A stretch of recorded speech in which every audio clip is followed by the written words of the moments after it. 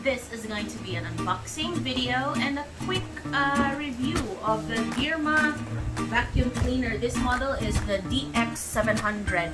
So it's a handheld vacuum, but it's wired. I chose this version of my wire because I'm not sure if the handheld vacuum na wireless or cordless will last long because of the battery chuchu niya. Iyahang battery life ba?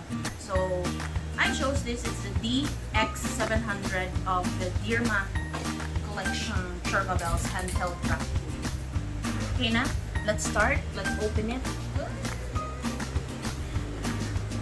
So, ako nang choose because we have pets at home, we have dogs at home, and then I have a baby, and I have a son na allergic to dust and asthmatic din sila. So, in this, instead of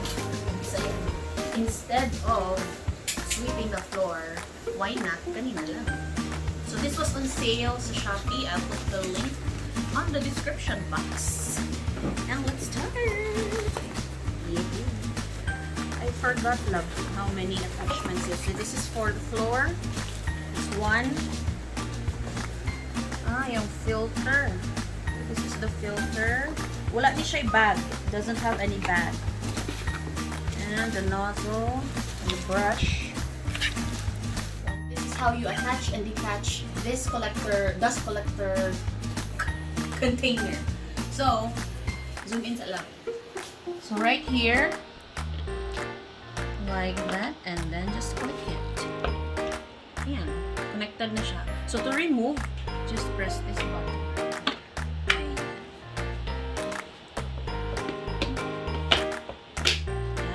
Perfect. And then let's attach that one at all. So you see the hole? You attach it right over. Ayan. Nothing low. I guess kung man siya support, this is where you like that support. So excited to try. Yeah.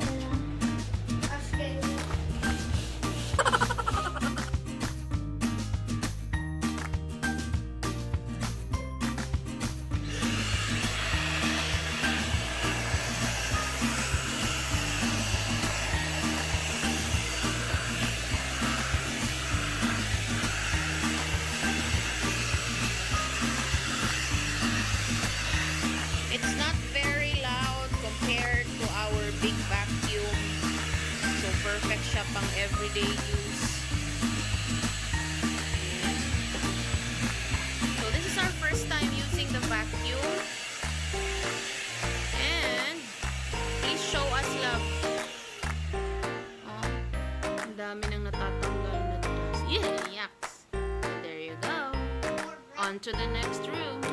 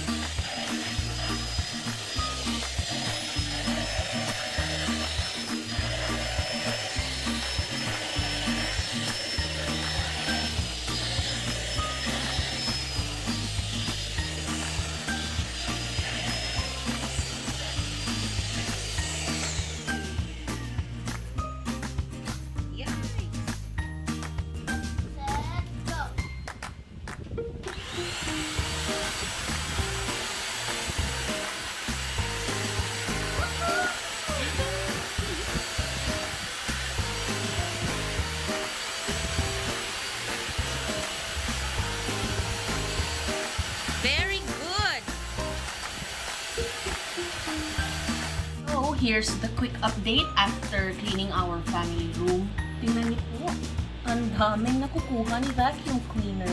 So far, so good. It's very easy to use, very convenient, hindi siya masyadong mabigat, and you don't get to,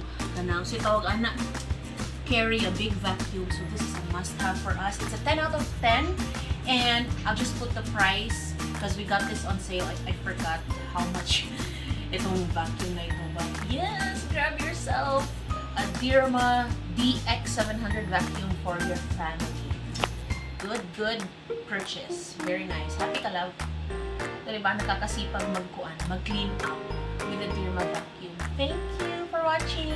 Bye-bye! Hey everyone! So after using the DEERMA vacuum for a couple of months, here are a few updates.